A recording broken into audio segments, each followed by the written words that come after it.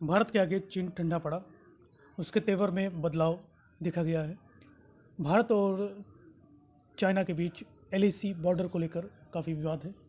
वो कुछ दिनों में काफ़ी ज़्यादा तूल पकड़े हुआ था कि दोनों सेनाओं के बीच झड़प एक आम बात थी, लेकिन बीते कुछ दिनों में काफ़ी ज़्यादा तनाव की स्थिति बन गई थी। यहाँ तक कि चाइना के राष्ट्रपति शी जिनपिंग द्वारा सेना को तैयार रहने को भी कह दिया गया था। ठीक है, भारत इस तरह के मैटर को अपने संयम और शक्ति के साथ चाइना को जवाब देता है। 24 घंटे में उनके तेवरों में बदलाव देखा गया भारत को लेकर। जैसा कि विवाद चल रहा था सीमा में दोनों सेनाओं के बीच, टुकड़ियों के बीच, बढ़ते तनाव को देखकर पीएम मोदी जी के द्वारा, जो भारत के प्रधानमंत्री, हमारे प्रधानमंत्री हैं, अपने शीर्ष नेतृत्व के लोगों के साथ अहम बैठक की। भारत और चीन के वास्तविक नियंत्रण रेखा एलएसी पर चीनी सैनिकों की बढ़ती गतिविधियों के बीच प्रधानमंत्री नरेंद्र मोदी जी के द्वारा देश के शीर्ष सैन्य नेतृत्व के साथ पूरे हालात की समीक्षा की। और इस बैठक में राष्ट्रीय सुरक्षा सलाहकार Ajit Doval, chief of defence staff general Bipin Rawat तथा इसके अलावा तीनों सेनाओं के प्रमुख भी मौजूद रहे। पीएम मोदी के द्वारा बुलाई गई इस तरह की पहली बैठक से यह साफ हो गया कि चीन सैन्य बल के सहारे भारत पर दबाव बनाने की कोशिश कर रहा है, लेकिन इसे किसी भी स्थिति में सफल नहीं होने दिया जाएगा।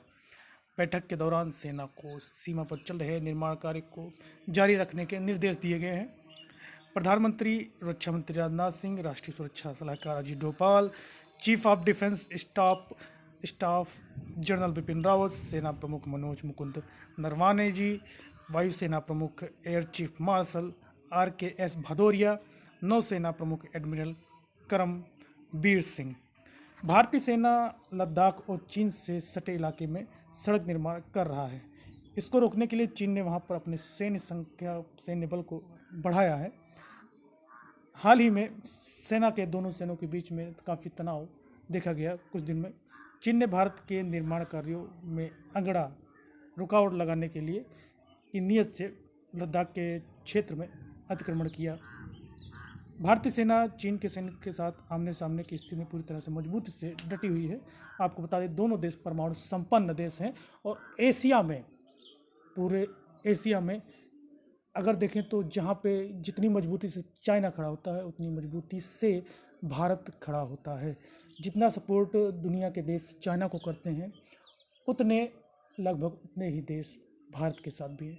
अगर देखें तो एक आर्थिक रूप से दुनिया की सबसे जाने जाने वाली दो अर्थव्यवस्थाएं हैं, जो कि दुनिया में इनका बोलबाला रहता है। अगर कुछ भी गड़बड़ होता है तो पूरा इफेक्ट पूरी दुनिया पर पड़ेगा।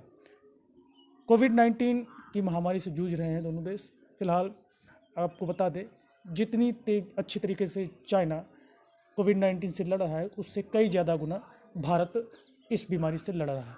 अगर देखें तो, अगर तुलनात्मक अध्ययन करें तो मेरा अगला वीडियो जो आने वाला है वो चाइना और इंडिया के मिलिट्री कंपैरिजन होगा और तीनों सेनाओं के बीच इसका कंपैरिजन किया जाएगा, जो कि बहुत जल्द आपको मिल जाएगा। 2017 में डोकलाम में भारत चीन के बीच सैनिकों की सीमा पर हुई भिड़ंत में सबसे तनावपूर्ण दौर के बाद लद्दाख सीमा क्षेत्र में चीनी सैनिक का भारतीय सीमा क्षेत्र में अतिक्रमण सबसे गंभीर मसला बन गया है। फिलहाल दोनों तरफ से, विदेश मंत्रालयों की तरफ से ये बयान जारी किए गए हैं कि जो ये विवाद है, जो ये तनाव है, इससे हम बातचीत के द्वारा हल कर सकते हैं। फिलहाल ये दोनों परमाणु संपन्न देश हैं और दोनों परमाणु संपन्न देश एक दूसरे पर हमला या फिर युद्ध जैसी स्थिति नहीं तैयार कर सकते हैं। ठीक है, आपको ये इम्पोर्टेंट बात पता होनी चाहिए। इसी को लेकर अमेरिका के राष्ट्रपति के द्वारा ये भी कहा गया कि एलएसी जो विवाद है, जो भारत चीन के वास्तविक नियंत्रण रेखा जो है एलएसी, उसके जो सीमा विवाद है उसका निपटारा अगर वो चाहे तो तीसरे नंबर पर अमेरिका कर सकता है, मध्यस्थता पैनल के द्वारा। फिलहाल आने वाले समय में अब देखना है कि इस ट्रंप जी के द्वारा जो ये एग्रीमेंट दिया गया है, इस पर कितने सहमत हैं भारत और चीन। आपकी क्या राय है, जरूर कमेंट के माध्यम से बताइएगा। अपनी प्रतिक्रिया जरूर दीजिएगा। क्या भारत के पास इतनी पावर क्षमता है कि वो चाइना को अच्छी तरीके से उसका मुकाबला कर सकता है?